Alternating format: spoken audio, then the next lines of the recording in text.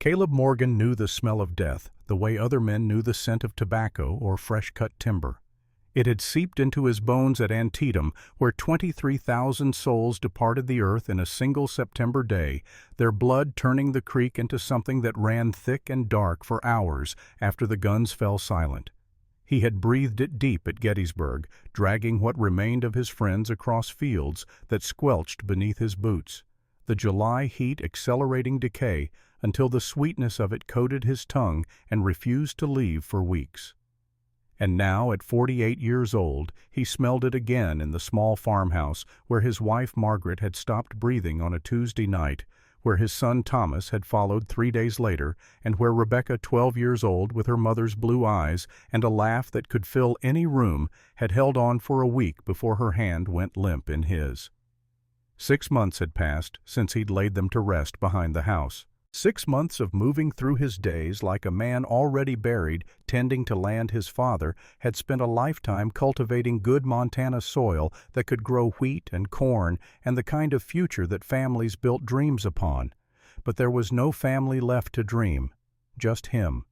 2 horses that needed feeding, fences that needed mending, and the relentless progression of sunrises that demanded he keep breathing whether he wanted to or not. The graves lay unmarked behind the house, 3 mounds of turned earth that had begun to sprout grass. Caleb stood before them in the gray light of dawn, his work-worn hands hanging at his sides. At 48, he carried the weight of every year in the set of his shoulders in the silver that had overtaken his beard completely in the month since Rebecca's death, in the hollowness behind his eyes that no amount of sleep could fill. He had not taken his own life. Not because the thought hadn't occurred to him during those first black weeks when the graves were still fresh, but because Rebecca had made him promise in those final hours when her fever-bright eyes found his and her cracked lips formed words that cost her everything she had left. "Promise me you'll live," she had whispered. "Promise me, Caleb." And he had promised because what else could a man do when his baby girl was dying in his arms? So he lived if this hollow going through the motions could be called living. He woke before dawn, tended the animals, worked the land until his muscles screamed, ate enough to keep his body functioning, and collapsed into dreamless sleep, only to repeat the cycle when morning came.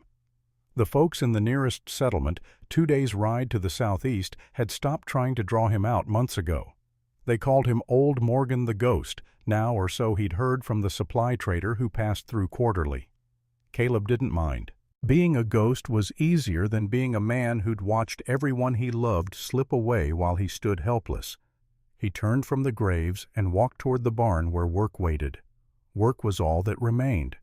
Work was the only thing that kept the darkness at bay, the only thing that silenced the voice in his head that whispered about how easy it would be to join them to lie down in the earth beside Margaret and Thomas and Rebecca and finally rest. But he'd made a promise. And Caleb Morgan, whatever else he'd become in his 48 years on this earth, was a man who kept his promises. The wood splitting went like it always did, mechanical, mindless. The rhythm of the axe rising and falling, the crack of wood yielding to iron, the smell of fresh split pine. His shirt came off after the first hour, revealing the landscape of scars that marked his back. Pale lines earned through 4 years of war and 30 years of hard labor. He'd been 41 when the war started, too old by most standards to enlist. But he'd done it anyway, leaving Margaret and the children with neighbors while he went to scout for the Union Army's 7th Wisconsin. 4 years he'd spent moving through enemy territory, reading signs in bent grass and broken branches, learning which truths were worth speaking and which were worth taking to the grave. Scouts live by their eyes and ears, his sergeant had told him once. They die by their mouths. Caleb had learned to be quiet. That skill had kept him alive through Spotsylvania and Cold Harbor, through a dozen skirmishes whose names he'd forgotten through the long march home when the war finally ended, and he returned to find his family intact, his land waiting, his future still bright with possibility. That had been 3 years ago, before the fever came, before everything ended. The axe paused mid-swing. 3 figures moved through the tall grass toward the creek, their approach visible from his position behind the barn. Even at this distance, Caleb could read the signs.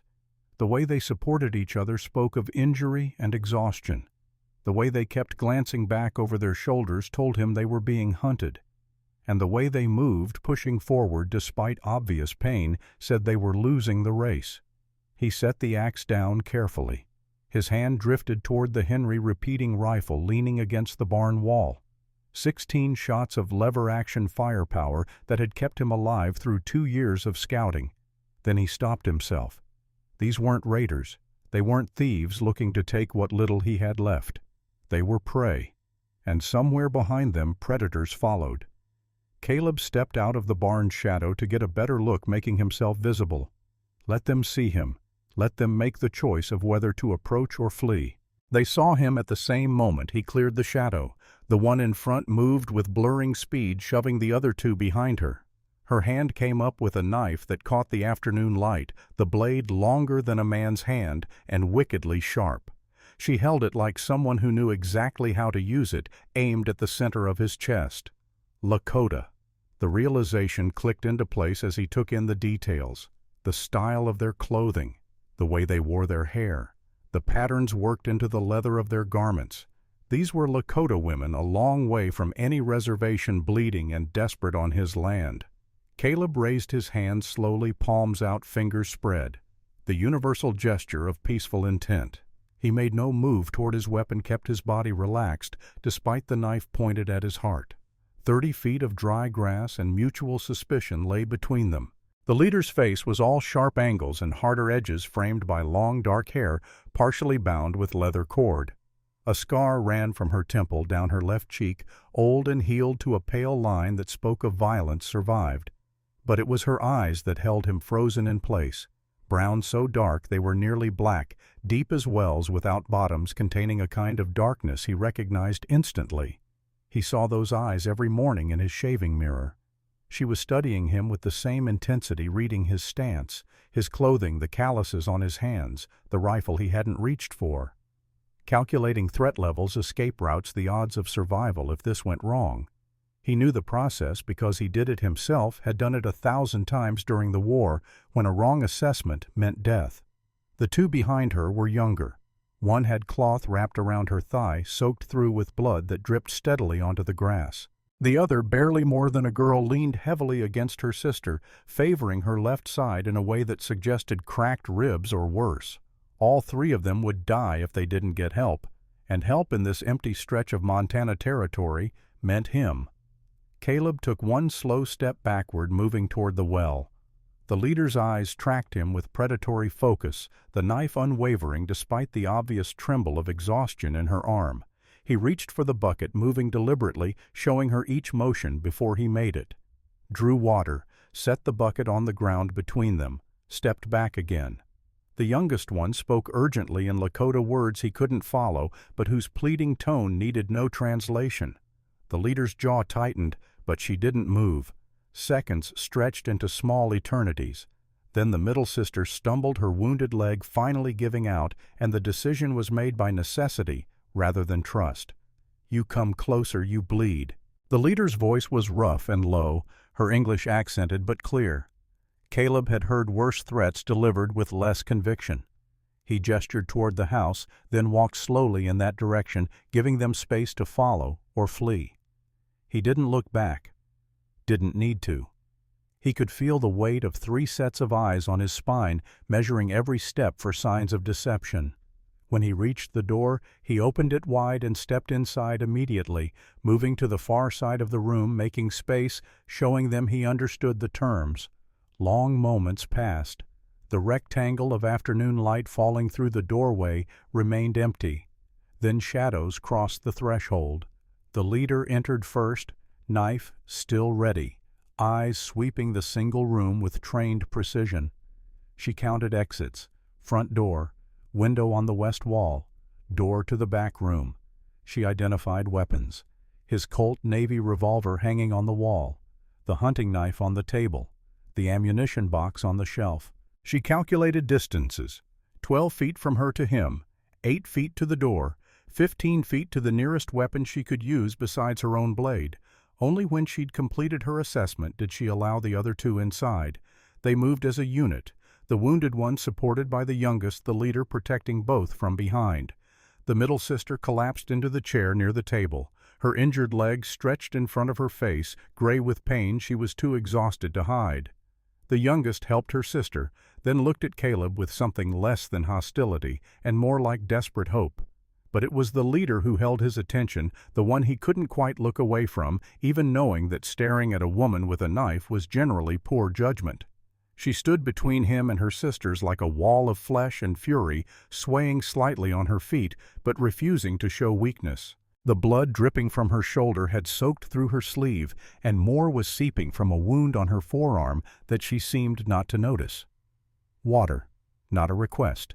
A statement. Cloth for wounds. Then we leave. Caleb nodded slowly, started to move toward the cabinet where he kept supplies. She tracked him with the blade, her body angling to stay between him and her sisters even as she swayed again. "You're hurt worse than them." The words came out rougher than Caleb intended, but they were true. "I'm fine." She wasn't, and they both knew it. But Caleb had learned that some truths had to be discovered rather than told. He gathered clean cloth, a basin, the precious bottle of whiskey he'd been saving for nothing in particular, set them on the table within reach but not too close, stepped back. The youngest moved first, beginning to clean the wound on her sister's thigh. The leader remained standing, watching him with that same unnerving intensity, like she was trying to see through his skin to whatever intentions lay beneath. For cleaning wounds, better than plain water. Caleb indicated the whiskey bottle. Surprise flickered across her face, quickly suppressed. But there, a crack in the armor. "You are a doctor, soldier, saw enough wounds to know how to treat them." A long pause, then so quietly he almost didn't catch it. "Whose soldier?" "Union. 7th Wisconsin. 4 years scouting." She studied him for a moment longer, and he wondered what she was looking for. Evidence of lies, signs of threat, or just trying to understand why a former Union soldier would help 3 Lakota women running from something that had already left its marks on their bodies. Whatever she found, it made her lower the knife. Not put it away, but no longer aimed at his heart. Eleanor. She offered the name like a test. Hunkpapa Lakota. He accepted it with a nod. "Caleb Morgan.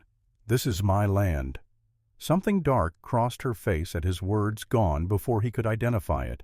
History lay between their peoples like a river of blood, and claiming ownership of land that had belonged to her ancestors for generations was hardly the foundation for trust. But she said nothing, just turned her attention to her sisters, speaking rapidly in Lakota, while her hand finally pressed against the wound on her shoulder, acknowledging what she'd been pretending to ignore. The middle sister, young, but not a child, maybe 22 or 23, looked up from her work. "Grace." She indicated herself, then with a gesture toward the youngest. "Anna." Anna couldn't have been more than 18, with a face that still held the softness of youth despite the steel in her eyes.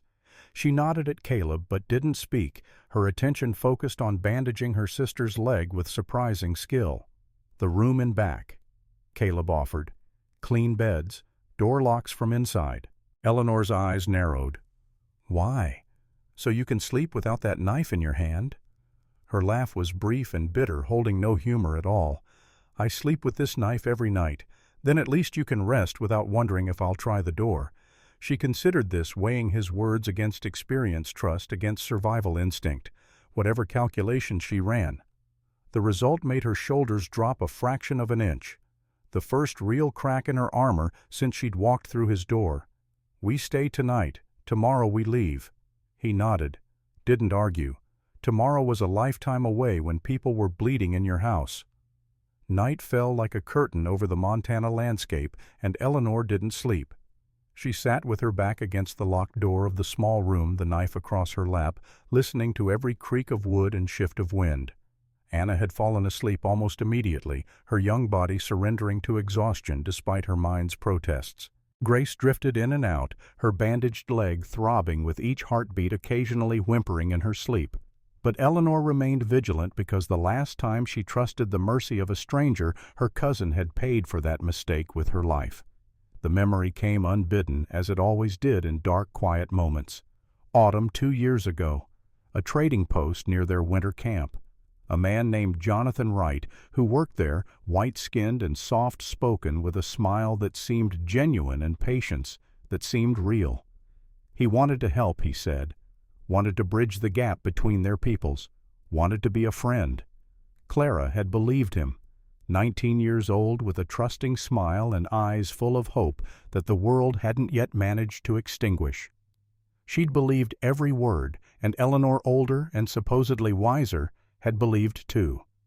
When Wright invited them to his cabin, they went thinking they were being welcomed as friends. They had been wrong. Eleanor's hands curled into fists, the memory playing out behind her eyes whether she wanted it to or not. The smell of whiskey and sweat, the sound of Clara's screams, the moment when fighting back became dying, and Eleanor watched her cousin's eyes go empty while hands squeezed the life from her throat. She had escaped with this knife with fingernails and teeth. She had carved her way free and left Wright with a wound that should have killed him. She had run into the night blood on her hands and her cousin's dying gasps echoing in her ears. And she had kept running ever since. 2 years. 2 years of dragging her sisters from place to place, working wherever they could find employment, always looking over her shoulder for the men who might still be hunting them. Trading posts, ranches, mining camps. They'd worked them all, kept their heads down, tried to disappear into the vast emptiness of the frontier. Marcus Blackwell's work camp had been their latest mistake. They hadn't known whose operation it was until they were already there, already indebted, already trapped in the web of a man who saw human beings as commodities to be bought and sold. Now they were running again. And somehow they'd ended up here in the house of a white man who looked at her with eyes that held no hunger, no contempt, just a weariness that matched her own. Through the thin walls, she could hear him moving in the main room. Caleb. The name sat strange in her mind, too ordinary for someone who'd shown them kindness without asking anything in return. She pressed her palm against the door, feeling the solidness of the wood. On the other side, his footsteps had stopped. Was he standing there too, separated by inches of timber and miles of mistrust? The thought made her pulse quicken in a way that had nothing to do with fear. Morning came pale and reluctant through the single window. Eleanor finally allowed herself to close her eyes as dawn lightened the sky, trusting the sun to keep them safe where darkness couldn't. When she opened them again, sunlight had strengthened, and the smell of cooking meat drifted under the door. She found him outside when she emerged, working near the corral where 2 horses grazed. He'd removed his shirt against the growing heat, and she found her eyes tracing the scars that marked his back. Pale lines speaking of hard work and harder lessons. He moved with the efficiency of someone who'd spent years learning to make every motion count.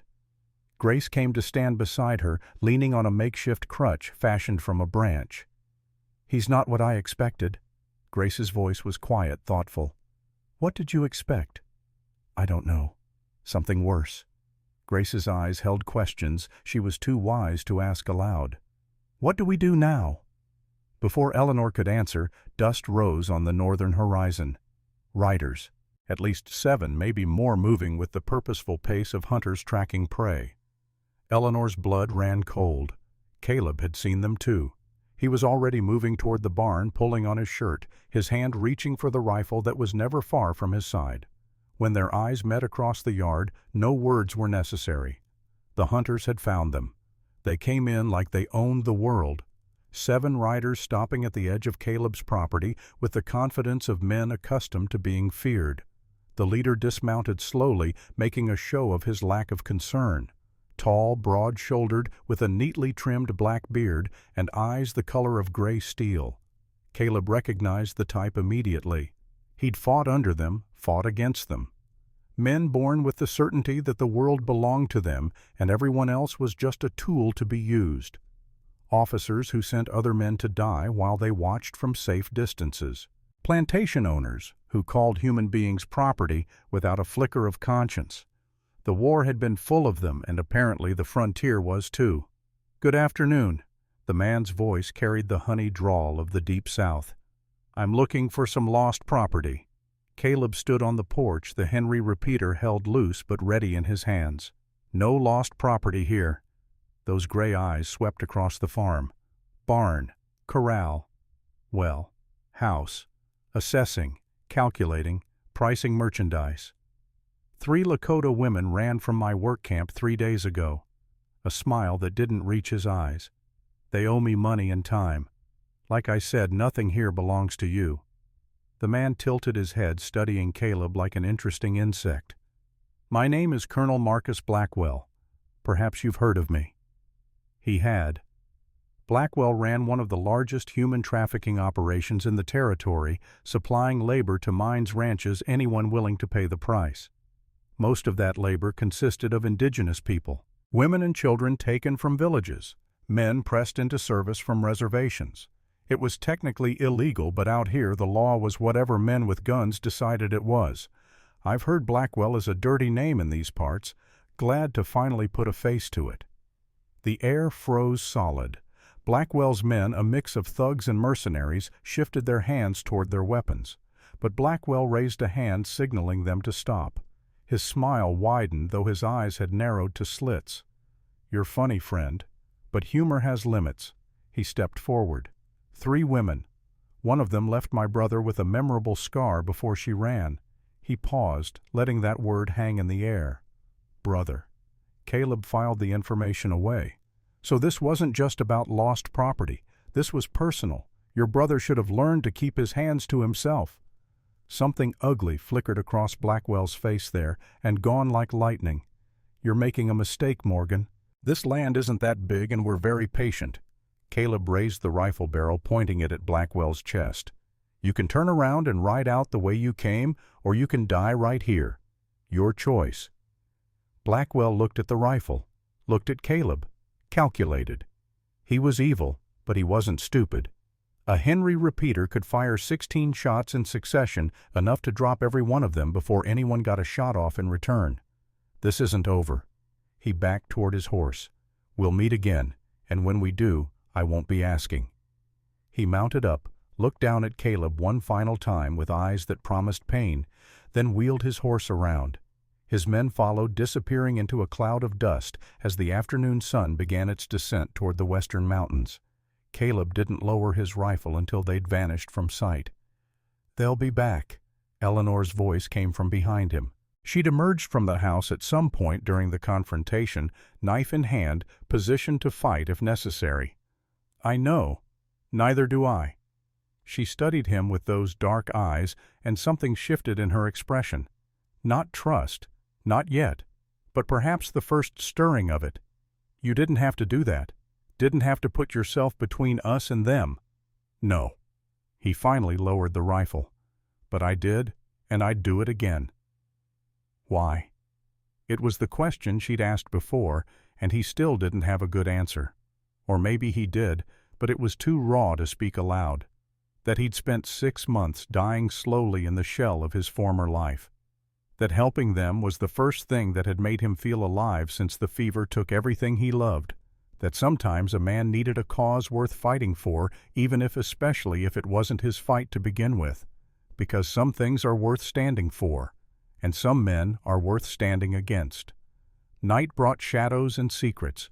Caleb found Eleanor sitting outside her back against the wall of the house, staring up at stars that blazed across the Montana sky like scattered diamonds. He settled beside her without asking permission, leaving a careful distance between them. Neither spoke for a long while. The silence stretched between them, punctuated only by cricket song and the distant call of a night bird. But it wasn't an uncomfortable silence.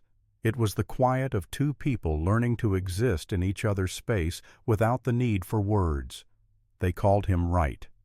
She spoke suddenly, her voice barely above a whisper. Jonathan Wright. The man who killed my cousin. Caleb waited, giving her room to continue or retreat. He worked at a trading post. Kind patient. Said he wanted to help our people. Her hands twisted in her lap, the knife resting beside her on the ground. Clara believed him. I believed him.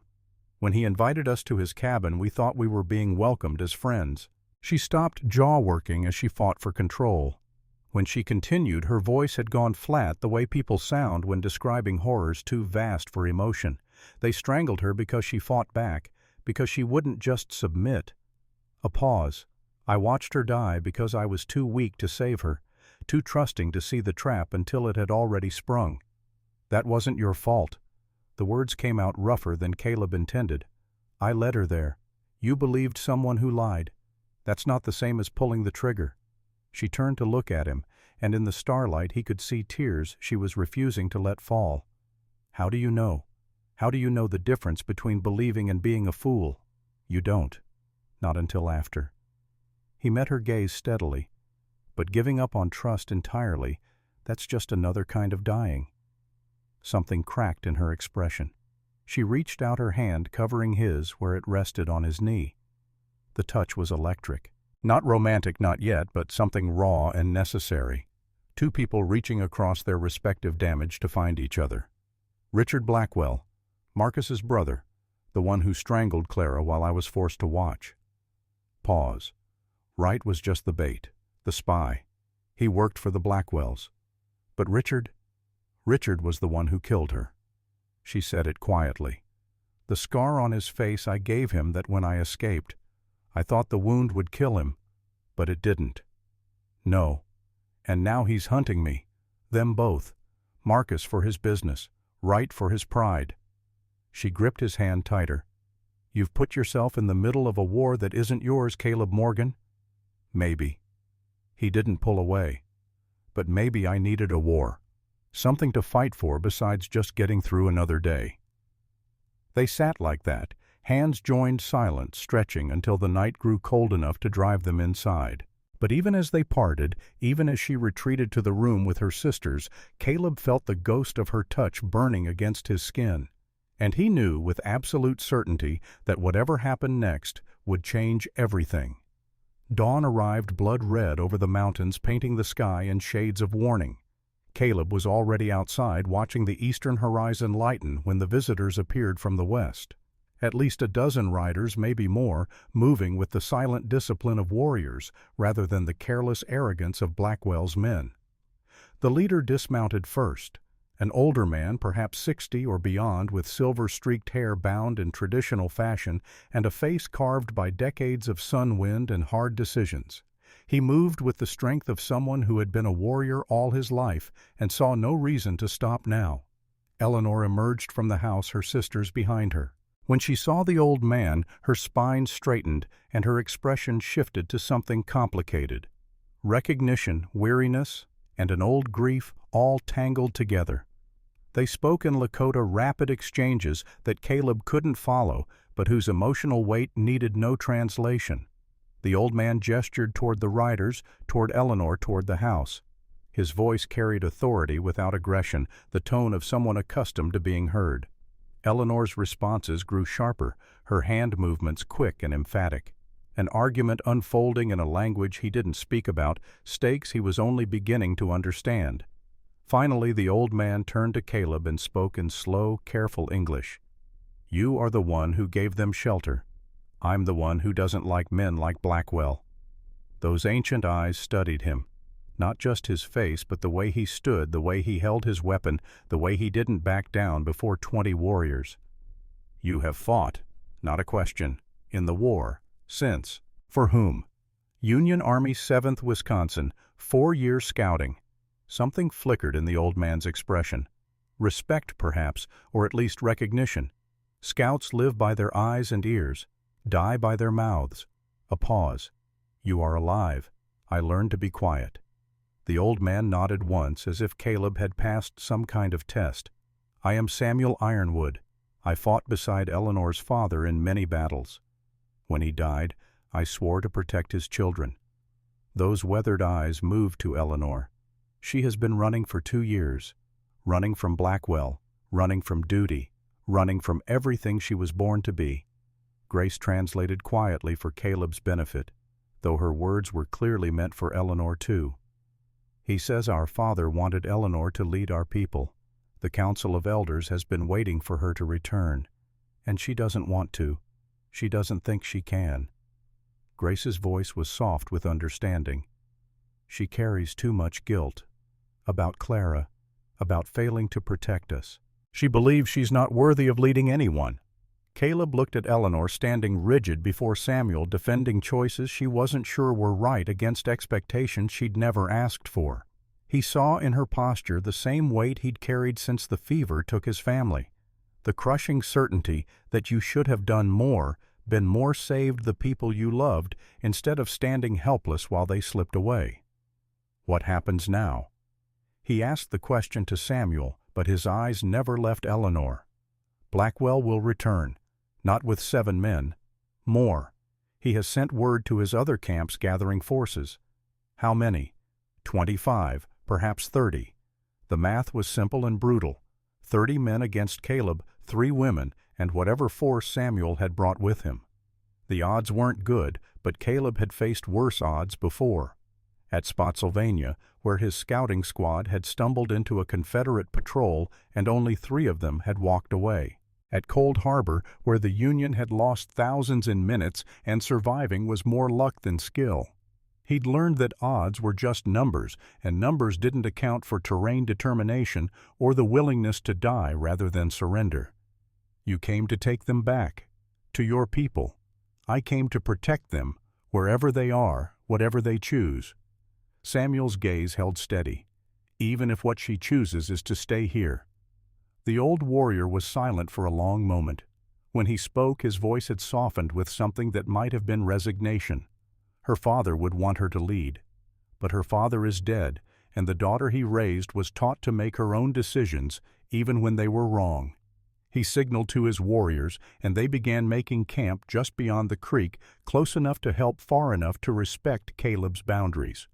We will stay. When Blackwell comes, he will find that he faces more than a lone farmer and 3 wounded women. 3 days to prepare for war. Caleb used them well, working alongside Samuel's warriors, communicating through gestures and broken English, finding common ground in the universal language of survival.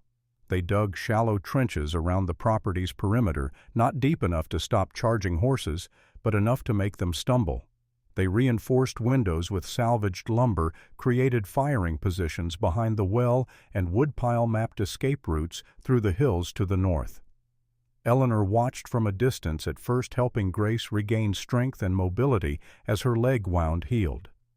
But by the second day, she was working alongside the men, her hands as skilled with hammer and nail as they were with her ever-present knife. You've done this before. Defended camps, prepared for raids. Caleb observed as they reinforced the barn's rear wall. My father believed daughters should know how to fight, as well as sons. Smart man. He was. A flicker of grief crossed her face. He died 3 years ago, caught in a dispute with soldiers over hunting grounds. They said he attacked first. Pause. No one who knew him believed that. I'm sorry. Don't be. Being sorry doesn't change anything. She drove another nail with unnecessary force. The only thing that matters is what we do next. That night, Samuel sought out Caleb where he stood watch on the small rise east of the house. She told you about Clara. She told me enough. Did she tell you what really happened that night? I can imagine. Imagination is not knowledge. Samuel's voice was heavy. Clara wasn't just killed. She was made an example, a message to any indigenous woman who thought she could refuse a white man's desires. His weathered face hardened, and Eleanor was forced to watch, to hear her cousin's screams, to see the light leave her eyes while she was held down and made to understand what happens to women who fight back. Bile rose in Caleb's throat. And right.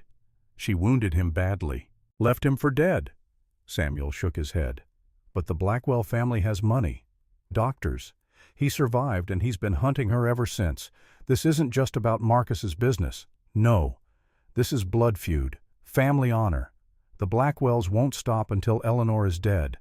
Or worse. The old man met Caleb's eyes. You understand now what you've put yourself in the middle of. Caleb thought about Rebecca, about the promise he'd made her, about the months of empty days and emptier nights, going through motions without purpose, existing without living. I understand, and I'm not stepping back. Why? She's nothing to you. Her people are not your people. Her fight is not your fight. Caleb looked out at the darkness toward the hills where Blackwell's men would appear in a day or two, bringing death and destruction. During the war, I did things I'll spend the rest of my life trying to forget. Followed orders that cost lives. Stayed silent when I should have spoken. Survived while better men died. He turned back to Samuel. Maybe this is how I make up for some of that. Maybe it's just stubbornness. But those women came to my land bleeding and hunted, and I'm not the kind of man who turns people away because helping them is dangerous. Samuel studied him for a long moment. Then slowly he nodded. Her father would have liked you. Anyone stubborn enough to stand against a whole family of devils deserves respect. The night before Blackwell was expected to arrive, Eleanor found Caleb at the creek. He was cleaning his weapons. The Henry rifle, the Colt Navy, the backup pistol he dug out of his father's trunk. The methodical precision of a man preparing for battle. She sat beside him without speaking, watching his hands move over metal and wood. My sisters want to stay and fight. I told them to go with Samuel if the battle turns against us. Pause. They refused. They're brave. They're fools. But there was no real anger in her voice, just fear poorly hidden. Grace is barely healed. Anna is 18. They should run, not fight. Some things are worth fighting for. She turned to look at him directly. Is that what you believe? After everything you've lost? Caleb set down the rifle. I used to think losing everything meant I had nothing left to care about. That if I kept the world at arm's length, it couldn't hurt me anymore. He met her eyes. Then you showed up with a knife pointed at my chest, and I realized I'd rather feel something, even fear, even pain, than go back to feeling nothing at all. We never touched a white man before. The words came quietly, almost to herself. My sisters and I. We never let ourselves get close enough for it to matter. Pause. And now I'm thinking I was wrong about a lot of things. She reached out her fingers, brushing against his hand. About trust, about hope, about what's worth risking. He turned his hand over, palm up, and her fingers intertwined with his. The touch was simple, almost innocent, but it carried the weight of walls coming down of two people who had learned to survive alone, finally allowing themselves to consider another possibility. Whatever happens tomorrow, I want you to know something. What? You gave me something I thought I'd lost forever. Her voice was steady, but her eyes glistened in the moonlight. A reason to stop running. Before he could respond, she leaned in and pressed her lips to his. Brief, almost chaste, but carrying a promise that made his heart stutter. Then she pulled back and rose to her feet. Get some sleep, Caleb Morgan. Tomorrow we find out if hope was worth the risk. She walked back toward the house, leaving him alone with the night and the stars and the knowledge that everything had changed. Dawn came with the weight of necessity pressing down on every soul in the camp. Caleb woke to find Samuel's warriors already moving through their morning routines, checking weapons, reinforcing positions, preparing for what was coming. The old ways and the new met in the gray light of morning. Lakota warriors working alongside a 48-year-old blacksmith turned soldier turned farmer, all of them united by the simple understanding that sometimes the only thing left to do was stand and fight. Samuel found him at the corral where Caleb was checking the horses, making sure they were ready if a quick escape became necessary. The old warrior moved with the deliberate grace of someone who had lived through enough battles to know that preparation was the difference between survival and slaughter. 3 days. Samuel's voice carried the weight of experience. They will come in 3 days. Perhaps sooner if they are eager. Perhaps longer if they wish to gather more men. Caleb nodded, running his hand along his mare's flank, feeling the solid warmth of living muscle beneath his palm. 3 days to get ready. 3 days to teach these warriors how a Union scout thinks, how to read the land, how to turn disadvantage into advantage. Samuel studied him with those ancient eyes that had seen empires rise and fall, that had watched the old world die, and something new and uncertain take its place. You know how to do this. Prepare for war. It was not a question. I've done it before. Too many times. The bitterness in Caleb's voice surprised even himself. Samuel heard it too because he stepped closer, his gaze sharpening. War is not something any man should carry easily. If it does not weigh on you, you have lost something essential. Caleb met the old warrior's eyes. I lost that a long time ago. At Antietam, at Gettysburg, in a dozen places whose names I've tried to forget. But you still fight, because some fights matter more than others. Samuel was quiet for a long moment, then he placed a weathered hand on Caleb's shoulder, the gesture conveying more than words could. Come, we have work to do. The first day was spent on the physical preparations. Caleb worked alongside Samuel's warriors, and despite the language barrier, they found ways to communicate. A warrior named Standing Bear spoke passable English enough to translate the technical details. But mostly they worked in the universal language of men who understood violence and how to prepare for it. They started with the trenches. 18 inches deep, Caleb explained using his hands to show the measurements. Deep enough to catch a horse's leg, shallow enough to dig quickly. He demonstrated how to angle them, how to create overlapping fields of fire, how to turn the approach to the house into a killing ground. The warriors understood immediately. They had fought cavalry before, had learned through blood and loss how to ground mounted enemies. But Caleb's methods were different, informed by 4 years of watching armies maneuver, of learning how men thought when they had superior numbers and thought victory was assured. Here, Caleb pointed to a natural depression in the land about 40 yards from the house. They'll want to use this for cover, so we fill it with stakes, nothing fancy, just sharpened wood buried at angles. Won't stop them, but it'll make them think twice. Standing Bear translated, and the warriors set to work with the focused intensity of men who knew their lives would depend on these preparations. By midday, the trenches were complete, hidden beneath scattered grass and dirt, waiting to catch the unwary. The stakes were in place, and they had reinforced the windows of the house with lumber torn from the barn's interior walls, creating firing ports that would protect the shooters while giving them clear lines of sight. Caleb stood back, surveying their work with the critical eye of a man who had learned that details mattered, that the difference between life and death could come down to a single, overlooked weakness. "It's good." Samuel appeared beside him, his own assessment complete. "But Blackwell will have more men. This will slow them, hurt them, but not stop them. Nothing stops determined men with guns. We just make them pay for every inch." The old warrior nodded, a ghost of a smile crossing his weathered face. "Your father taught you well. My father taught me to fix horseshoes and mend plows. The war taught me the rest. And which lessons serve you better?" Caleb thought about that, about the quiet satisfaction of shaping hot iron into something useful, something that would last. About the brutal efficiency of reading terrain and turning it into an advantage. About how the war had taken a simple blacksmith and turned him into something else, something harder and less forgiving. "The ones my father taught me make the world better. The ones the war taught me just help you survive it." Then perhaps Samuel said quietly, "After this is done, you can return to the better lessons. If I survive. When you survive." The old warrior's certainty was absolute. "You have too much unfinished to die here." Caleb didn't ask what Samuel meant. He wasn't sure he wanted to know. That afternoon, while most of the warriors rested in preparation for the night watch, Caleb found Anna near the creek. She was practicing with her knife, the movements clumsy, but determined the blade work of someone who had watched fighting but never been properly taught.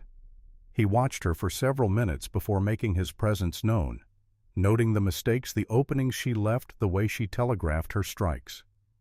When she finally noticed him, she froze the knife, dropping to her side, her eyes wide with something between fear and defiance. Caleb raised his hand slowly, the same gesture of peace he'd used when they first met. "Your sister doesn't know you're doing this." Anna shook her head, her lips pressed tight together. She hadn't spoken a word since arriving, and Caleb wondered what horrors had stolen her voice, what she had seen that made silence safer than speech. "If you're going to fight, you should fight properly." He stepped closer, moving slowly, giving her time to retreat if she wanted. She didn't move, just watched him with those young old eyes that had seen too much. "May I?" He gestured to the knife. After a moment's hesitation, she handed it to him, handle first. Caleb examined the blade, noting its balance, its edge. Well made, well maintained. A tool that had seen use.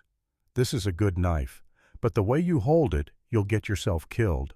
He demonstrated, showing her the proper grip thumb along the spine of the blade edge out the weapon, becoming an extension of her arm rather than something separate. Like this. Defense first. The best knife fighter is the one who doesn't get cut. He moved through the basic positions, speaking quietly, keeping his voice calm and instructional. Anna watched with fierce concentration, her eyes tracking every movement, absorbing the information like someone who knew her life might depend on remembering. When he handed the knife back, she tried the grip he'd shown her, adjusting her stance to match his demonstration. Better. Not perfect, but better. Practice that tonight. Tomorrow, if your sister doesn't find out, and skin both of us. I'll show you more. Anna's lips quirked in what might have been the ghost of a smile. She nodded once, sharp and decisive, then slipped away toward the house, the knife disappearing into the folds of her dress.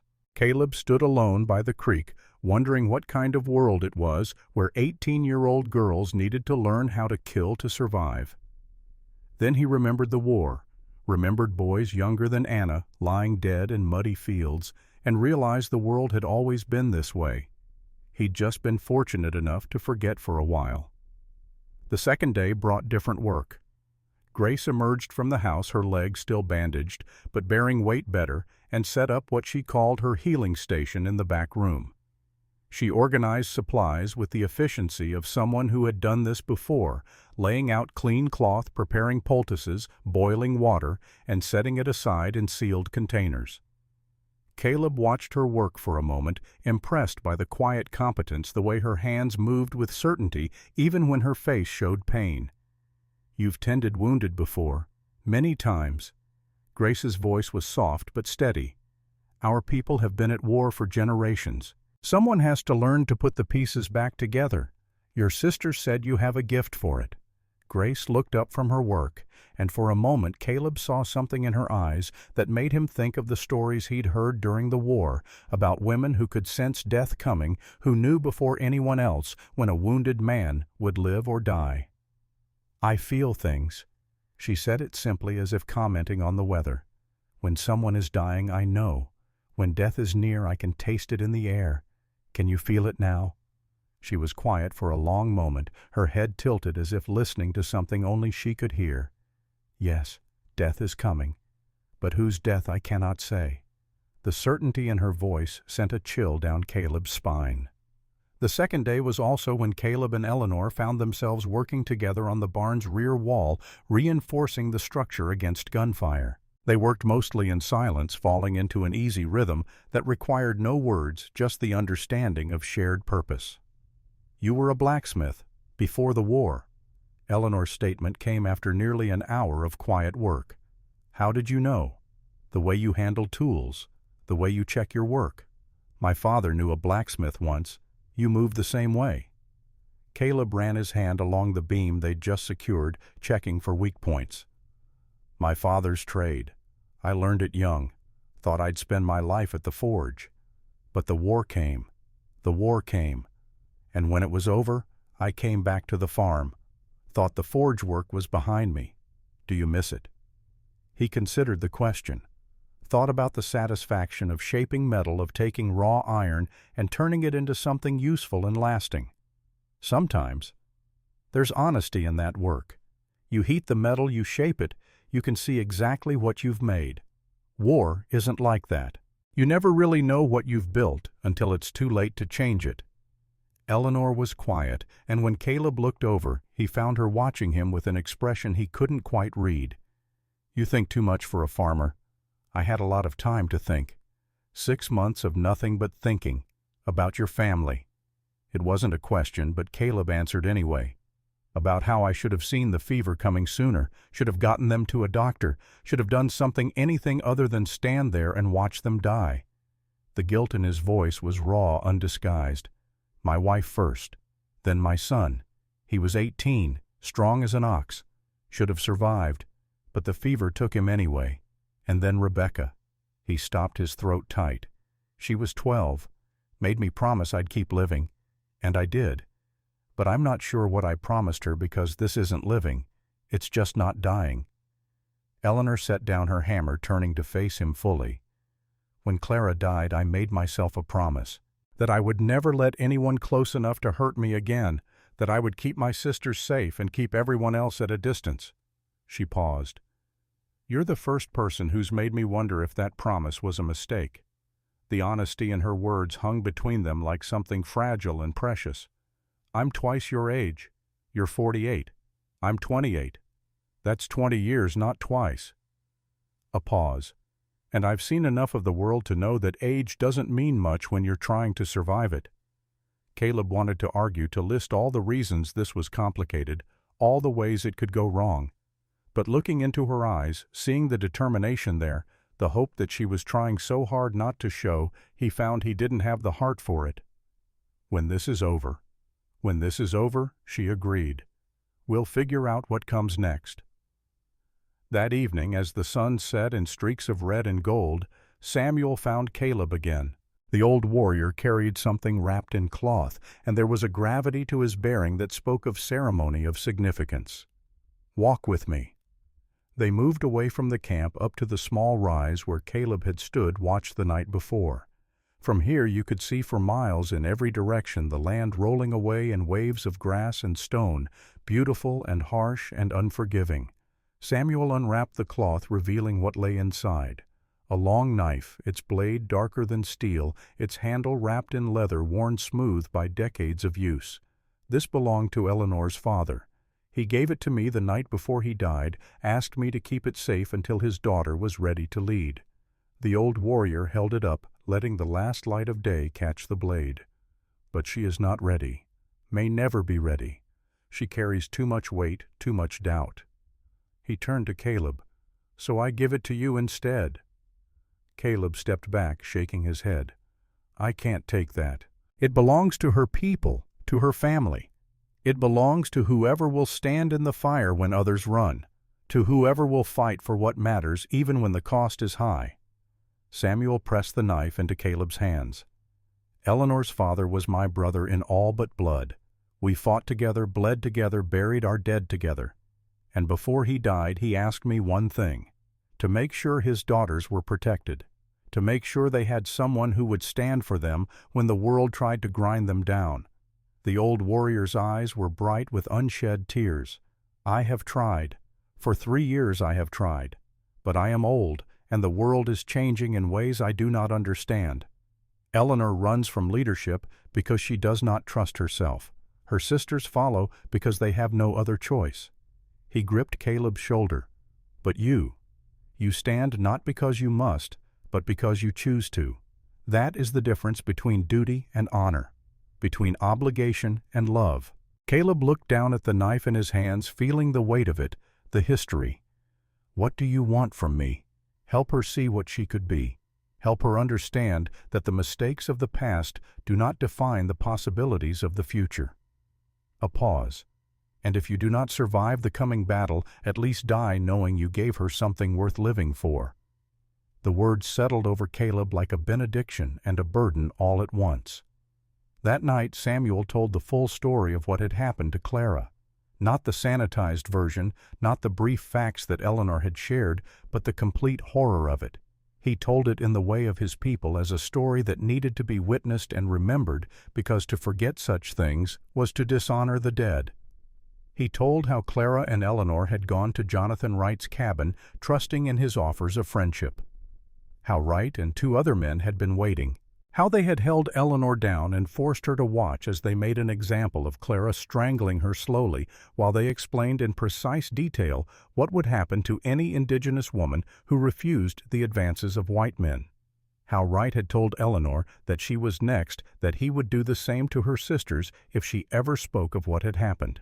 How Eleanor had somehow broken free, had fought her way out with nothing but the knife she always carried, had left one of the men with a wound that opened his face from temple to jaw, a mark that would identify him forever. and how she had run thinking she'd killed her attacker, only to learn later that the Blackwell family had saved Richard, had nursed him back to health, had turned his wound into a badge of pride and his hatred into a crusade. Caleb listened to all of this with his jaw clenched so tight his teeth ached, his hands curled into fists, rage burning in his chest like a forge fire. This was what Eleanor carried. This was the weight that made her doubt herself, that made her run from responsibility and leadership. Not weakness, but the unbearable knowledge of what men were capable of what they would do to maintain their power over others.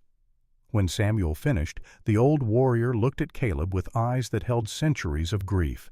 Now you understand what you fight for, not just 3 women, not just your own redemption, but for the right of people to exist without fear, without this hanging over them every moment of their lives. Caleb understood. God help him, he understood. The 3rd day dawned with a sense of inevitability, as if the very air knew what was coming. The preparations were complete. The defenses were as good as they could make them. All that remained was the waiting. Caleb spent the morning checking and rechecking his weapons. The Henry rifle, its action smooth and reliable, its magazine loaded with 16 rounds that could be fired as fast as he could work the lever. The Colt Navy revolver, older but well-maintained, 6 shots of stopping power. The backup pistol, smaller, easier to conceal a last resort if everything else failed. He counted ammunition, calculated fields of fire, went over the plan with Samuel one more time, making sure everyone understood their role, their position, their fallback options. And through it all, he kept thinking about Rebecca's promise, about how he'd sworn to keep living to honor her memory by not giving up even when every part of him wanted to lie down and stop. Was this what she'd meant? Was this the life she'd wanted him to hold on to? He thought maybe it was, because for the first time in 6 months, he felt like he was doing something that mattered, something that would make a difference beyond just getting through another day. Eleanor found him as the sun reached its apex, the heat of the day pressing down on the camp like a physical weight. My father used to tell me a story. When I was 17, he took me on my first real hunt. Not rabbits or birds, but a mountain lion that had been killing our horses. She sat beside him close enough that their shoulders almost touched. We tracked it for 3 days. When we finally cornered it, the cat turned to fight. My father could have killed it easily, but he stepped back and told me to make the shot. Did you? Eventually. But first I hesitated. The lion was beautiful even in its rage, all muscle and fury and desperate will to survive. I didn't want to be the one to end something so alive. She paused, her eyes distant with memory. My father waited until I lowered my bow. Then he said something I've never forgotten. The world is full of beautiful things that will kill you if you let them. Mercy has its place, but hesitation is just death wearing a gentle face. Caleb heard the weight behind those words, the lesson that had been seared into her at 17 and had shaped everything that came after. You're afraid you'll hesitate tomorrow, when it matters most.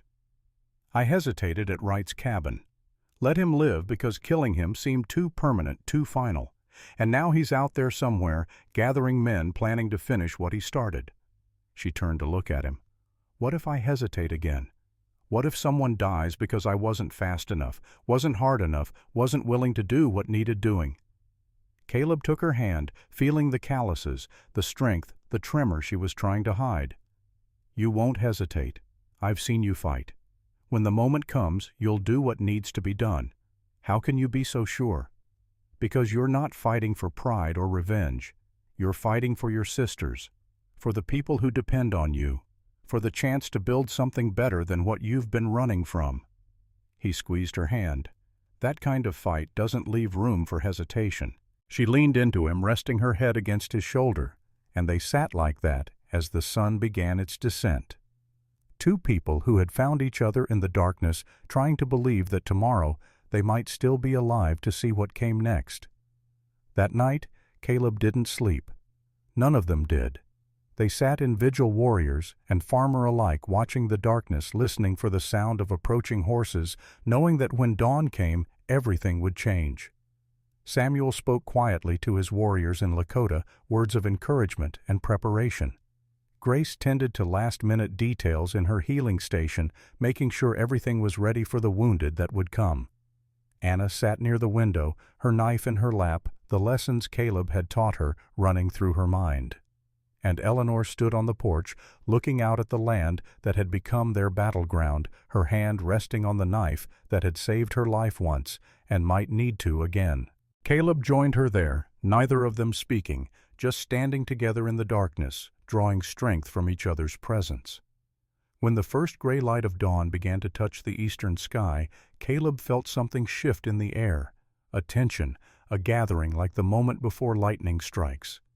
"They're coming," Samuel's voice carried from his position on the rise.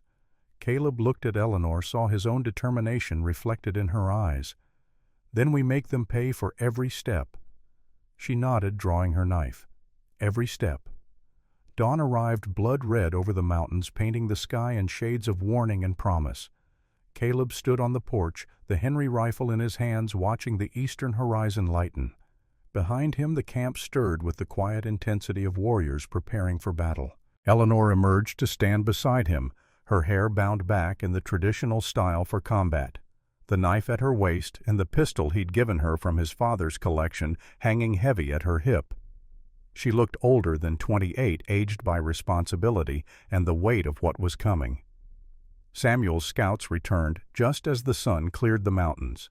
A young warrior rode in hard, his horse foaming exhausted. He reported in rapid Lakota, his voice urgent. Eleanor translated for Caleb. "They're coming. 25, maybe more." The math ran through Caleb's head automatically. 20 warriors himself, Eleanor Grace, armed despite her injury, against 25 or more of Blackwell's men. The odds weren't good, but they'd prepared as well as they could. "If the battle turns against us," Eleanor said quietly, "take your sisters and run. Don't look back.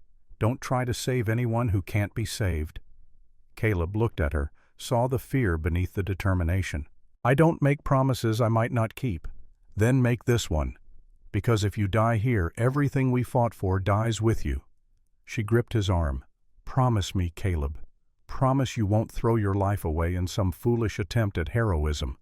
Caleb wanted to argue, to tell her his life mattered less, that he had nothing to lose while she had everything. But looking into her eyes, those dark storm cloud eyes that had looked at him with suspicion days ago and now held something far more dangerous, he couldn't form the words. "I promised to try. It would have to be enough." Dust rose on the eastern road, visible even at this distance.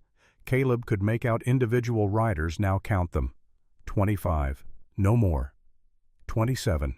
28. Marcus Blackwell rode at the head of the column, his posture radiating confidence, arrogance, the certainty of a man who believed victory was already assured. Behind the defender barricades, Samuel coordinated positions. Warriors took their assigned places, checking weapons, steadying nerves. Grace positioned herself in the back room, ready for the wounded that would come. Anna, despite Eleanor's protests, had armed herself and taken position near a window, the knife Caleb had trained her with in her hand. Caleb checked his ammunition one final time. 16 rounds in the Henry, 6 in the Colt, the backup pistol loaded and ready. And then they waited. The standoff lasted longer than Caleb expected. Blackwell brought his column to a halt just outside effective rifle range, making a show of his superior numbers, letting the defenders see what they faced. 28 men against their small force. The message was clear: surrender or die. Caleb's response was to raise the Henry rifle and put a bullet into the ground 3 feet in front of Blackwell's horse. The animal reared, nearly unseating its rider. Blackwell fought it back under control, his face contorting with rage. "Morgan, last chance to walk away. Give us the women, and we'll leave you in peace." Caleb's answer was to chamber another round, the metallic sound of the lever action carrying across the distance. "So be it. Kill them all." The charge began. 28 men pouring down the slope like a wave of destruction, guns blazing, voices raised in war cries that had nothing to do with courage and everything to do with bloodlust and the promise of violence. Caleb fired. Methodical. Controlled. Aim for center mass because there was no time for precision. each shot deliberate, each round counting.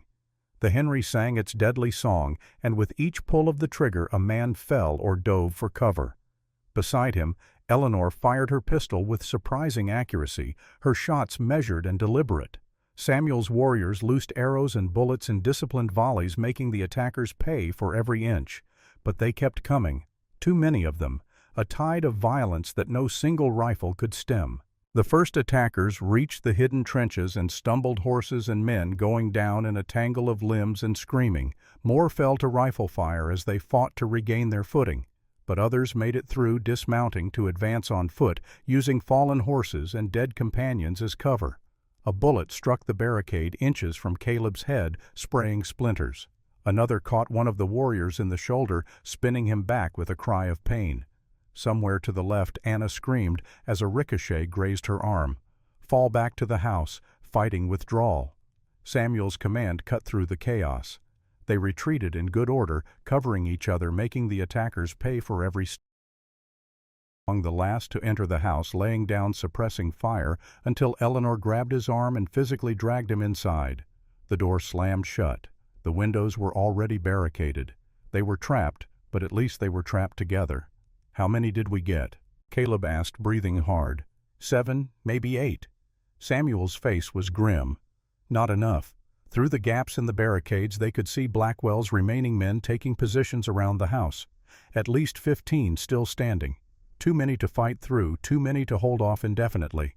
And somewhere out there, Marcus Blackwell was planning their death. "Burn them out." The order came from outside, Blackwell's voice thick with fury. "Torch the building." Flames began to lick at the windows, smoke seeping through the gaps. The heat built quickly, turning the interior into an oven. Time was running out. Eleanor's hand found Caleb's in the darkness. "If this is the end, I'm glad I'm not facing it alone." He squeezed back. "It's not the end. Not yet." But even as he said it, he saw flames growing, air thickening, exit options disappearing. Then impossibly hoofbeats thundered from the north. Not Blackwell's men, something else. Samuel's face split into a fierce grin. "My scouts. They found the rest of our people." 30 more warriors poured down from the northern ridge, catching Blackwell's forces in a devastating crossfire. What had been a siege became a rout. Men who moments ago had been preparing to burn their enemies alive now fled in every direction, pursued by warriors who showed the same mercy they had been shown, which was none at all. Caleb kicked open the door and joined the pursuit rifle, cracking, adding his fire to the chaos. When the smoke finally cleared, Marcus Blackwell lay dead in the dust, 3 arrows in his chest, and a look of disbelief frozen on his face. His men were scattered dead, dying or running for their lives. And in the middle of the carnage, Eleanor stood with her knife bloody and her eyes blazing with something that might have been triumph, or might have been relief, or might have been the beginning of something she'd never allowed herself to feel. She crossed the battlefield to where Caleb stood, stepping over bodies without looking down, her focus entirely on him. We won. Not a question. A realization. We won. She threw her arms around him, fierce, desperate, alive.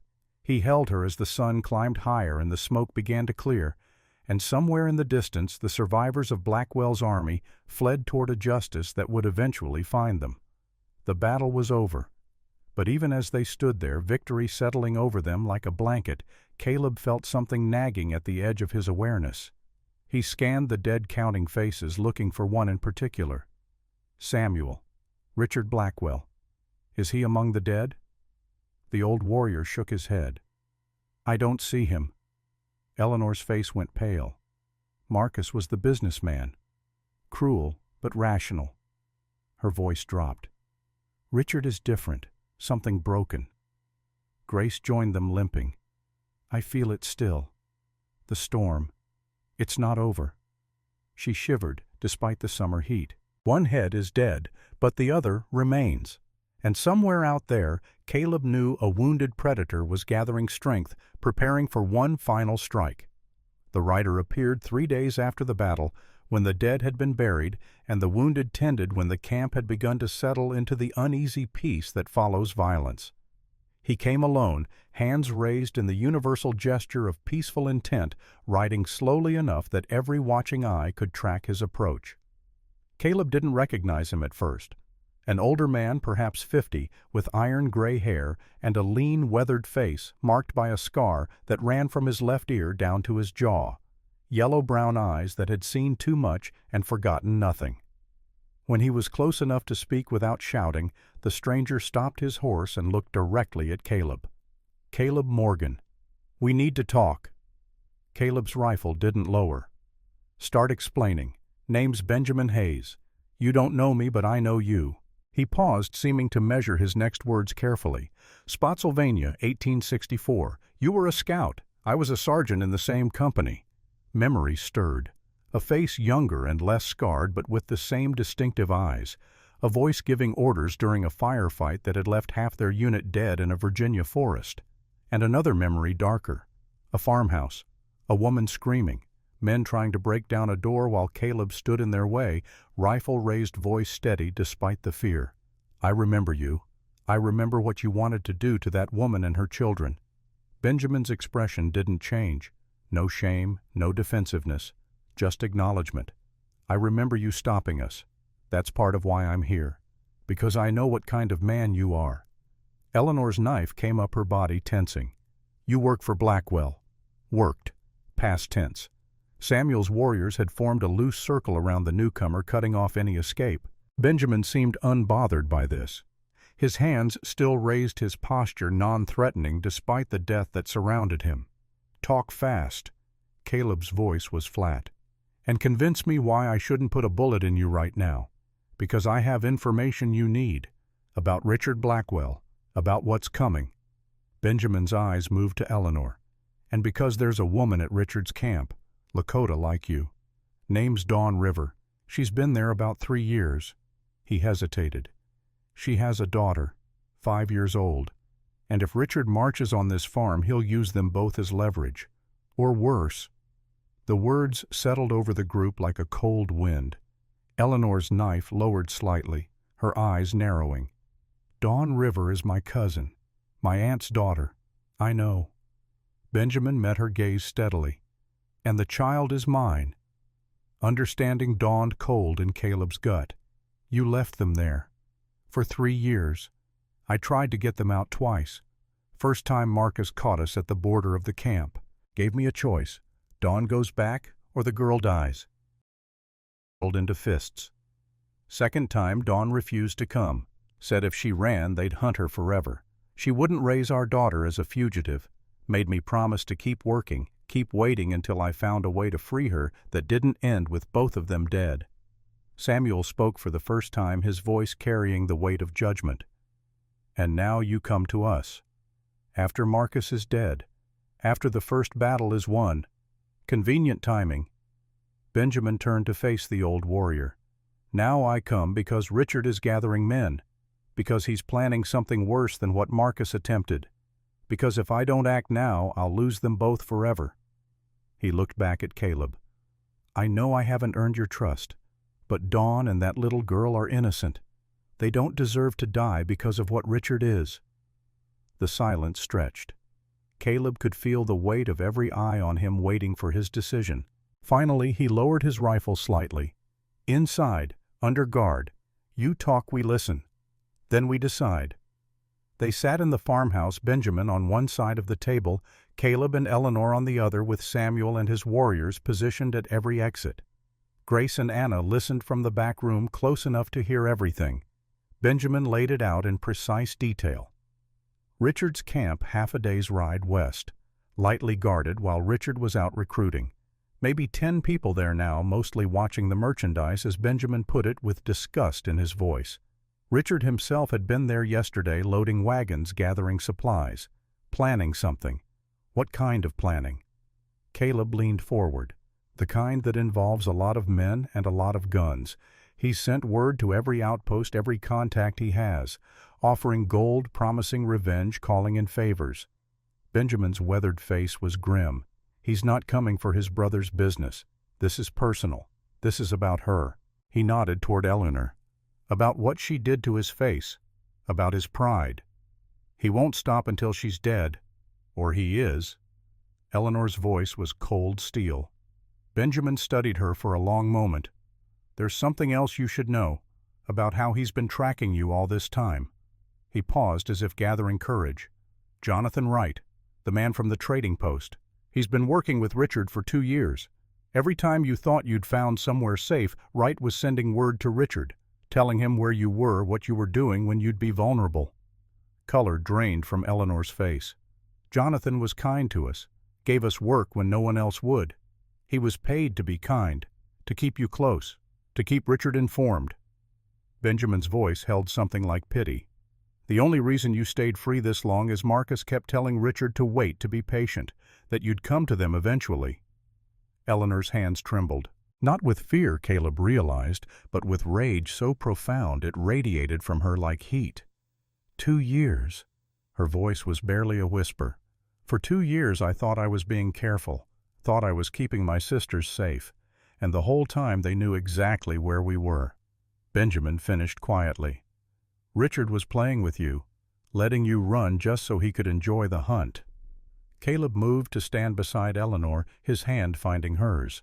She gripped back hard enough to hurt. He didn't pull away. "Then we don't just hit the camp. We end this. Richard, his operation, everyone who profited from what he's done." Eleanor looked at him, and in her eyes he saw something fierce and hungry wake. "Yes, we end it all." The plan took shape over the next hours. Benjamin drew maps in the dirt showing the layout of Richard's camp. The main house where Richard stayed when he was there, the barracks for his men, the holding building where prisoners were kept, the weak points, the guard rotations, the best approach. Samuel contributed tactical knowledge, how his warriors would move, what formations would work. Caleb added his military experience, translating the information into concrete action, identifying choke points and escape routes. And Eleanor coordinated it all, her natural leadership emerging, despite her doubts, making decisions that balanced honor against survival, aggression against caution. Grace watched her sister with quiet pride. "You were born for this.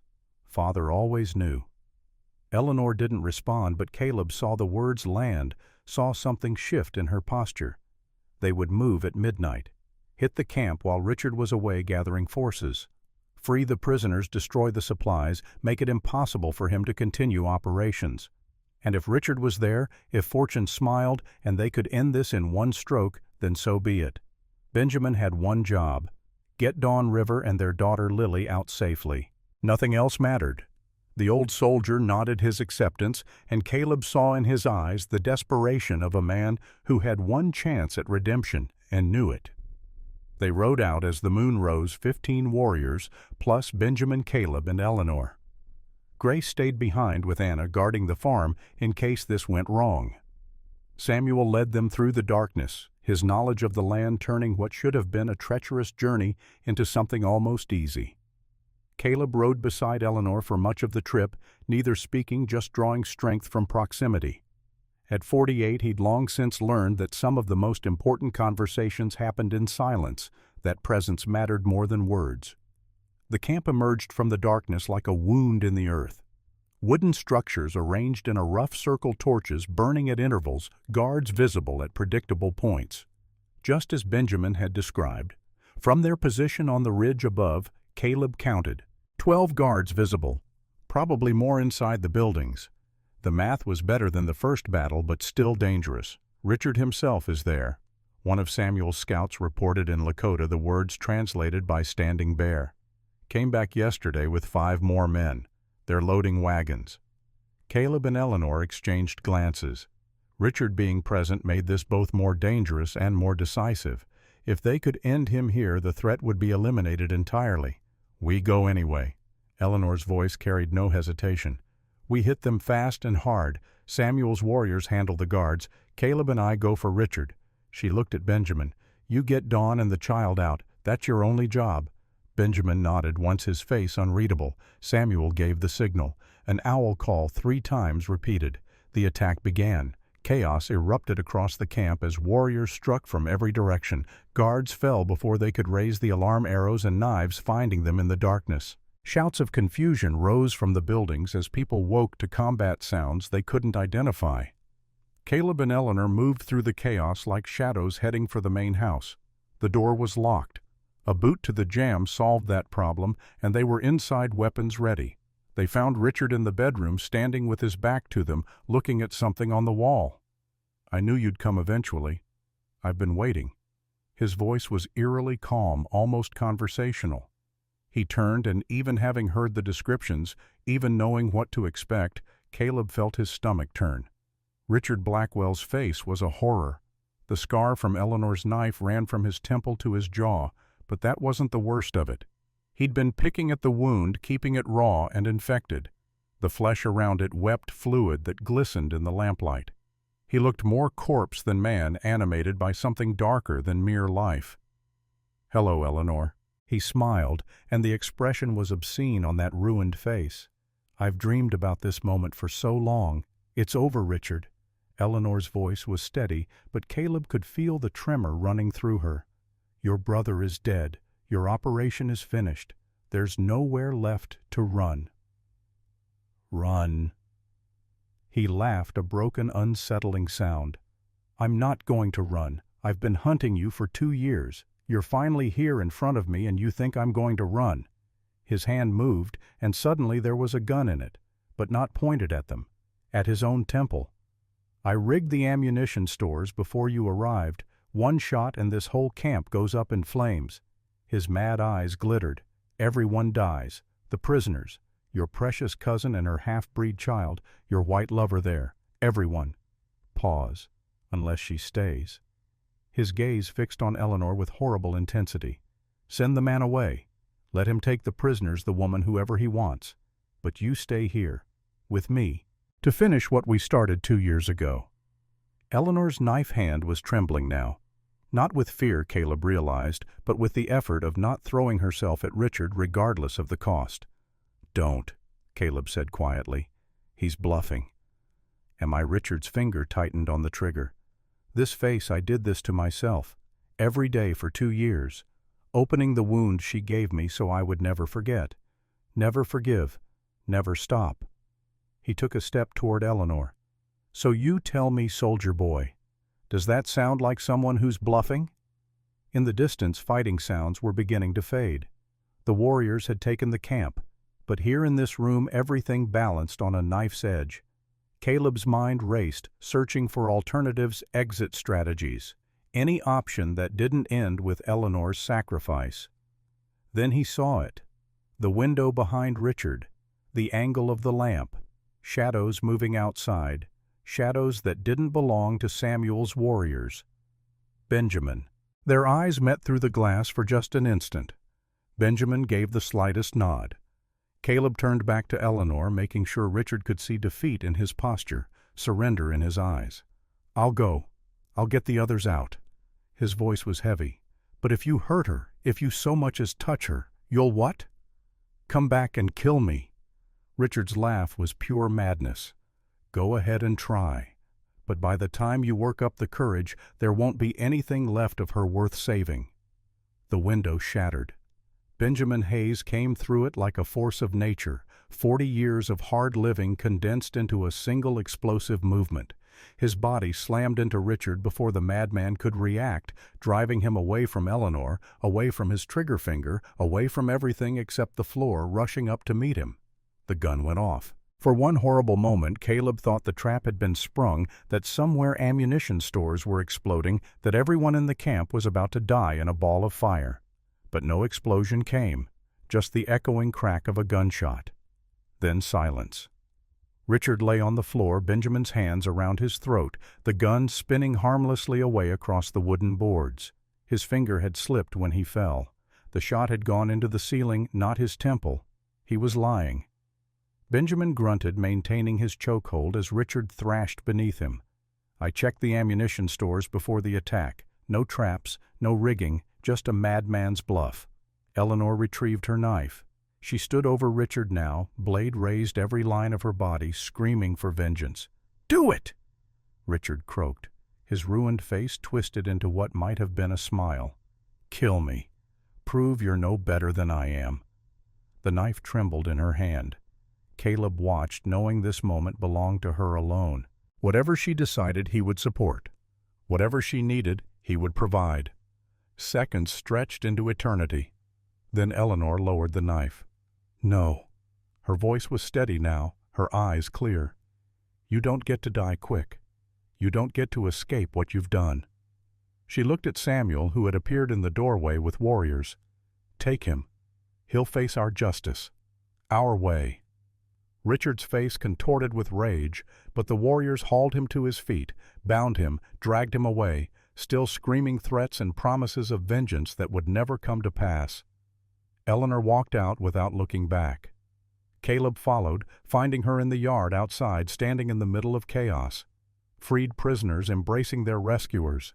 Warriors tending wounded. Dawn River clutching a small girl with Benjamin's yellow-brown eyes, Benjamin hovering nearby, tears streaming down his weathered face, and Eleanor shaking. Caleb wrapped his arms around her, pulling her close, letting her tremors run through both of them. "You did the right thing," he murmured against her hair. "I wanted to kill him, more than I've ever wanted anything." Her voice was muffled against his chest. "I wanted to watch the light leave his eyes like I watched it leave Clara's. But you didn't." "No." She pulled back to look at him, tears streaming. "Because somewhere in that room I realized killing him wouldn't bring her back, wouldn't undo any of it, would just make me into someone she wouldn't recognize." The ride back to the farm took most of the following day. Dawn River rode beside Benjamin, their daughter Lily perched in front of her mother.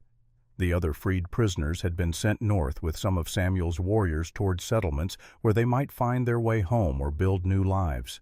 Richard, bound and gagged, traveled under heavy guard at the rear of the column. He would be held until the tribal council could convene to decide his fate, a fate that would involve neither quick death nor easy mercy. When the farm finally appeared on the horizon, Anna came running out, Grace limping behind her with a speed that suggested her leg was healing better than she let on. "You're alive!" Anna threw herself at Eleanor, nearly knocking her off her horse. "We're alive. All of us. It's over, Anna. Really over." That night they gathered in the farmhouse. Caleb, Eleanor, her sisters, Samuel, Benjamin, Dawn, and little Lily, who had been put to bed in the back room exhausted from travel and trauma. Samuel spoke first, his ancient eyes moving between Eleanor and Grace. "I spoke with Grace before you left, about leadership, about our people's need for someone to guide them." He looked at Grace. "I asked if she would be willing to learn, to serve if you chose not to return." Eleanor's expression flickered with something between relief and guilt. "Let me finish." Grace's voice was firm. "I told him I would. Not because you're not capable, but because I saw something in you that day. Something I'd never seen before." She reached across the table, taking Eleanor's hand. Joy. Hope. A reason to stop running that had nothing to do with duty or obligation. Pause. "You've protected me since the day Father died. Protected both of us. Put your life on hold, your dreams on hold, everything on hold to keep us safe." She squeezed her sister's hand. "And now, for the first time, you have a chance at something that's just yours."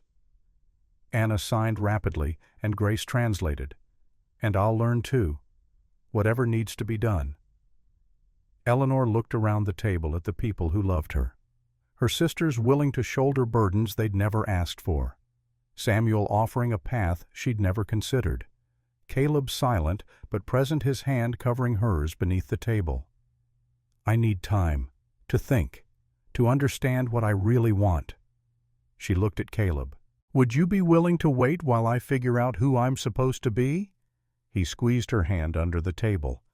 "I've waited 48 years to feel like living again. A little longer won't kill me." 12 days passed in something approaching peace. The farm settled into new rhythms. Benjamin and Dawn established themselves in the small barn loft, working alongside Caleb to expand it into proper living quarters. Lily, tentative at first, began to explore with the fearless curiosity of a 5-year-old who had never been allowed to simply be a child.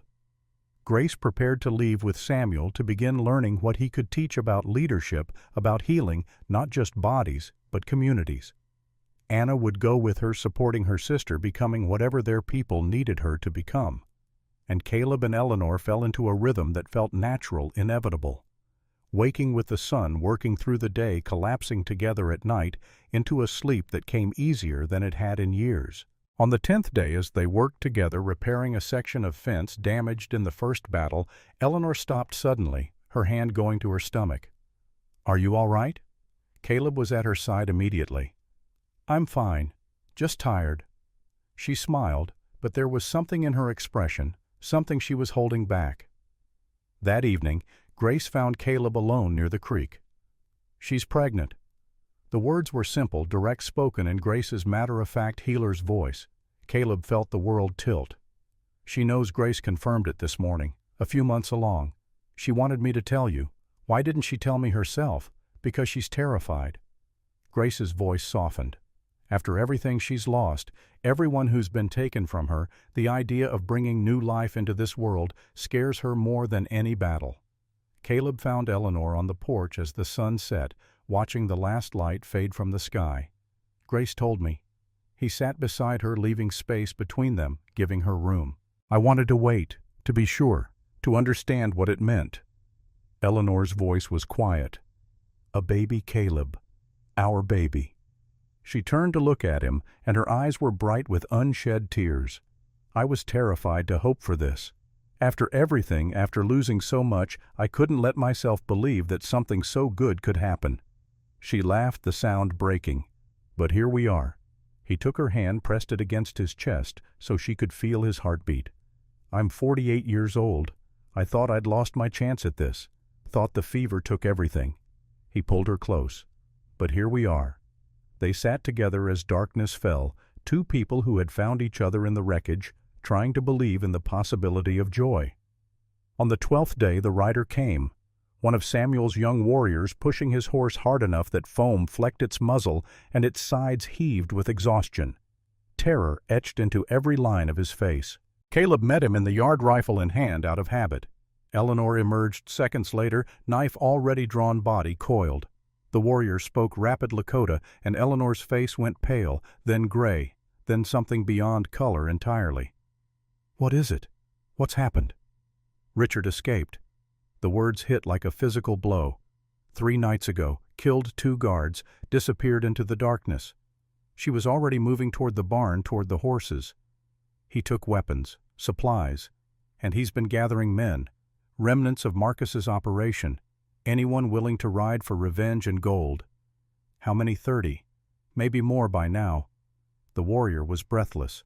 "They're coming here. Samuel sent riders to warn you, but Richard has a head start." Pause. "He could be here by nightfall. 30 men against Caleb, Eleanor, Benjamin, and Dawn, who couldn't fight while protecting Lily." "We run," Caleb said immediately. "Pack what we can carry and ride north. Samuel's warriors can meet us." "No." Eleanor's voice cracked like a whip. "I'm done running. I've spent 2 years letting that monster chase me across the frontier, and every time I ran, people died." Her voice broke. "Clara died. Good warriors died getting me out of his camp." Her eyes blazed with something fierce and final. "This ends here, tonight, one way or another. Eleanor, be reasonable. I am being reasonable." She closed the distance between them, her hands finding his face, forcing him to meet her gaze. "If we run, he follows. If we hide, he finds us. The only way this stops is if Richard Blackwell dies." Pause. "And I'm going to be the one to kill him." Caleb wanted to argue, to throw her over his shoulder and ride until they reached somewhere safe. But looking into her eyes, those dark storm cloud eyes that had challenged him from the moment they met, he saw something he couldn't fight against. Certainty. "Then we make a stand. But we do it smart." He gripped her arms. "Benjamin knows these men, knows how they fight. We use every advantage this land gives us. We won't win. Maybe not, but we'll make them pay for every inch." He pulled her close, pressing his forehead to hers. "And maybe that's enough." The next hours passed in a blur of preparation. They reinforced the positions from the first battle, the trenches and barricades that had served them well. Dawn took Lily to the root cellar, hidden and safe with a loaded pistol and instructions to stay quiet no matter what happened above. Benjamin proved his worth, explaining how Richard's men would approach what tactics they favored where they would be vulnerable. As the sun began its descent, Caleb found Eleanor on the eastern rise, their place sharpening her knife with methodical precision. "I should tell you something, before whatever happens tonight." She didn't look up from her work. "When I was 17, my father took me on my first real hunt, a mountain lion that had been killing our horses." She paused. "We tracked it for 3 days. When we finally cornered it, the cat turned to fight.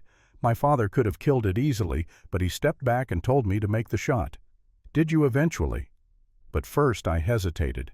The lion was beautiful even in its rage, all muscle and fury and desperate will to survive. I didn't want to be the one to end something so alive." She resumed, sharpening her strokes slower now. "My father waited until I lowered my bow. Then he said something I've never forgotten. 'The world is full of beautiful things that will kill you if you let them. Mercy has its place, but hesitation is just death wearing a gentle face.'" She looked at him. "I hesitated with Richard at the camp. Let him live because I thought it would make me better than him." Her voice cracked. "And now he's coming back. People I love might die because I was too proud to do what needed doing." Caleb took the knife from her hands, setting it aside. He took her hands in his, feeling the calluses and scars that told the story of her life. "You're not that girl anymore.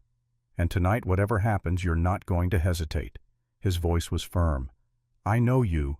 I've seen you fight. When the moment comes, you'll do what needs to be done. How can you be so sure? Because you're not fighting for pride or revenge. You're fighting for your sisters, for Dawn and Lily." He squeezed her hands. "For us, for whatever future we might have together." Her eyes glistened, but no tears fell. Warriors didn't cry before battle. "I love you, Caleb Morgan. I know. I love you too." He pulled her close. "And when this is over, I'm going to spend the rest of my life proving it." They came at dusk. 32 riders cresting the eastern ridge, silhouettes black against the dying light. Killers and criminals and desperate men united by nothing except the promise of blood and gold. And at their center, mounted on a pale horse like some apocalyptic rider, sat Richard Blackwell. Even at this distance, Caleb could see the ruin of his face, the wound picked raw and weeping, surrounded by flesh that looked more dead than alive. He sat his horse with the rigid posture of someone held together by hate, alone. Caleb Morgan. Richard's voice carried across the distance, high and broken. "I know you can hear me. Send out the woman and I'll let you live. Refuse and everyone in that farmhouse dies screaming." Caleb's response was to raise his rifle and put a bullet into the dirt 10 feet in front of Richard's horse. The animal reared. Richard fought it back under control, and even from here Caleb could hear his laughter. Wild, unhinged. The sound of a mind that had finally slipped its moorings entirely. "So be it. Kill them all." The charge began. 32 men pouring down the ridge like a wave of destruction. Guns blazing, voices raised in war cries that had nothing to do with courage and everything to do with bloodlust. Caleb fired methodically. Aim for center mass. No time for precision. Each shot deliberate, controlled. The Henry sang its deadly song, and with each shot a man fell or dove for cover. But they kept coming. Too many. A tide of violence that no single rifle could stem. The first attackers reached the trenches and stumbled. More fell to rifle fire, but others made it through, dismounting to advance on foot, using fallen horses and dead companions as cover. A bullet caught Caleb in the left shoulder, spinning him back against the barricade. Pain exploded white-hot and all-consuming. He tried to raise his pistol, but his arm wasn't responding properly, nerves screaming conflicting signals. Another bullet grazed his thigh, tearing through flesh and muscle. He went down hard, the world tilting crazily. Through the haze of pain, he saw Eleanor. She had emerged from her position, moving through the chaos like something more than human. Her knife flashed in the fading light, opening throats and bellies, turning aside attacks with impossible skill. Men twice her size fell before her, their final expressions ones of disbelief that this woman could be their death. But there were too many. For everyone she killed, two more took his place. She was being pushed back, driven toward the house, overwhelmed by sheer numbers. Caleb tried to stand. His leg buckled. He tried again, using the barricade for support, forcing his wounded body to obey through pure will. He saw Richard pushing through the melee, his mad eyes fixed on Eleanor with the intensity of obsession. Saw the gun in Richard's hand rising, aiming at her unprotected back as she fought off two attackers in front of her. "Ellie!" The scream tore from Caleb's throat as he threw himself forward, his body moving faster than thought. He crashed into Richard just as the gun fired, felt the bullet meant for Eleanor tear through his side instead. They went down together, rolling in the dust and blood, grappling for the weapon. Richard's ruined face was inches from Caleb's, his breath hot and foul, his eyes burning with madness. "You think you can take her from me? She's mine. She was always mine." Caleb's hand found a rock. Small, jagged, perfect. He brought it up hard against Richard's temple, stunning him long enough to roll free. But his wounds were too severe. He tried to rise and couldn't, tried to crawl and managed only inches. His vision was dimming, the world shrinking to a tunnel with darkness at the edges. The last thing he saw before the blackness took him was Eleanor's face, twisted with fury and fear, screaming his name. Then nothing. The world returned in fragments. Pain first, a symphony of it playing across every nerve in his body. Then sound. Voices speaking in a language he recognized but couldn't quite process. Then smell. Herbs and smoke and something metallic that might have been blood. He opened his eyes to firelight and canvas. Not his farmhouse. A tent, large and circular with poles converging overhead and animal skins covering the floor. He was lying on a bed of furs, his body wrapped in bandages that smelled of medicinal plants. Eleanor sat beside him, her face haggard with exhaustion, but alive. Wonderfully, impossibly alive. "You're awake," her voice cracked. "I thought for 3 days, I thought. 3 days!" His voice came out as a croak, his throat raw and dry. She pressed a water skin to his lips, helping him drink. "You nearly died. Would have died if Grace hadn't been with the warriors Samuel sent." Memory crashed back. The battle. Richard. The bullet meant for Eleanor that had found him instead. Richard. Dead. No hesitation in her voice. No regret. "When you fell, something broke inside me. All the hesitation, all the doubt. It was just gone." She gripped his hand. "I killed 6 men getting to him. And then I killed him." Her voice dropped. It was everything I'd imagined for 2 years. His face when he realized he'd lost. The light leaving his eyes. Pause. "And you know what I felt? Nothing. No triumph, no relief. Just empty." She laughed a strange, hollow sound. "And then I saw you covered in blood and nothing mattered except getting you to help. I'm sorry I worried you. Sorry." Her eyes flashed. "You threw yourself in front of a bullet for me. You almost died because you couldn't stand the thought of me being hurt." Tears streamed down her face. "You stupid, wonderful, impossible man. I love you so much it terrifies me. It terrifies me too. But I'd do it again. 100 times." Samuel entered the tent, moving with the deliberate grace of age and wisdom. He carried something wrapped in cloth. "You nearly died protecting her. I did what anyone would have done." "No, you did what very few would have done." Samuel unwrapped the cloth, revealing a leather cord strung with beads and feathers, intricate and beautiful. "This belonged to Eleanor's father. He gave it to me before he died, asked me to keep it until someone proved worthy of his daughter." He held it out to Caleb. "I believe you are that person." Caleb took the cord carefully, feeling the weight of what it represented. "I don't know what to say." "Say nothing. Words are easy. What matters is what you do." Samuel placed a hand on Caleb's head, a gesture of blessing of welcome. "You are no longer a stranger among us, Caleb Morgan. You are family." Recovery was slow. The bullet had torn through muscle-grazed bone.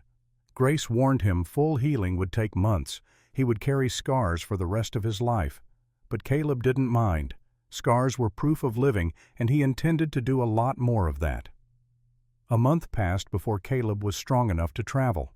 They rode back to the farm on a crisp autumn morning. The aspens on the hillsides turned gold, the air carrying the first hints of approaching winter. Benjamin met them in the yard, Dawn beside him, Lily perched on her hip. The older man had changed in the weeks since they'd last seen him. Something in his posture had softened, some hardness in his eyes had faded. "Place held together while you were gone. Fix the north fence. Patch the roof where the bullets came through. Dawn's got a vegetable garden started out back. Sounds like you've been busy. Needed something to do with my hands. Figure I owe you both a debt that's going to take a while to repay. You don't owe us anything. What you did during the battle protecting Lily that squared any debts. Still, I'd like to stay. If you'll have us. Dawn and I have been talking. We think this might be a good place to build something." Caleb looked at Eleanor. She looked back. Some conversations didn't need words. "Stay. There's enough land here for 2 families, more than enough work to keep everyone busy." That night, they gathered around the table. Caleb, Eleanor, Benjamin, Dawn, Anna, and Grace, who had come back for a visit. Lily played on the floor with a doll Dawn had made from corn husks, her laughter punctuating the adult conversation. They talked about practical things. What crops to plant come spring, how to expand the barn, whether to trade with the settlement south or maintain their isolation.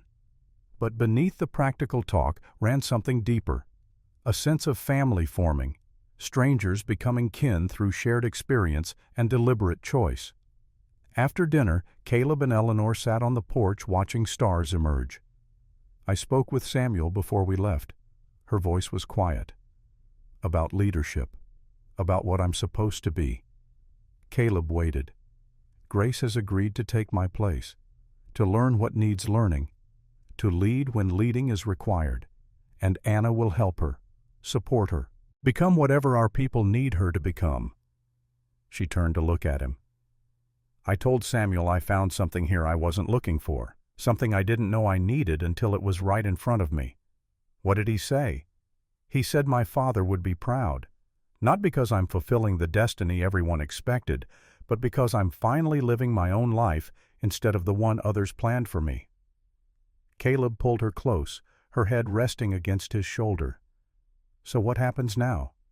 Now we build something, here on this land with these people. She lifted her head to meet his eyes. Now we stop running and start living. There's one more thing. Her expression was serious, but something luminous beneath the surface.